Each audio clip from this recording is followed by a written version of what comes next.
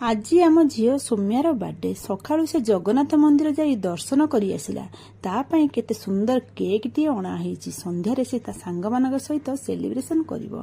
संध्या बेले ता सांग माने सब पळी आसिले घर को एबे से केक कटिंग करके ता बर्थडे सेलिब्रेशन करिवो। Happy birthday to you, happy birthday to you. Cake cutting सरला परे सी ता पापा को केक खुआइला। केक खुआई सारा पर मन पड़ला फोटो उठाई पोज देकी देखु केमती फोटो उठाऊँ। एबे भाई भौणी मजा मस्ती चली। भाई कहूँ मते केक खुआ, भौणी मना कर खुआईबिनी। तापर मु आज जहाँ रोसई करी पिला मानू देली खाइबा लगी। पिला माने केते खुशी गपसप करी खाइले। आपण माने भी सौम्या को बर्थडे विश कमेंट माध्यम रे जणई देबे। पिला माने खाई साइला परे आइसक्रीम खाइके घर को गले। ए वर्ष सौम्यार बर्थडे एई भली मनैला।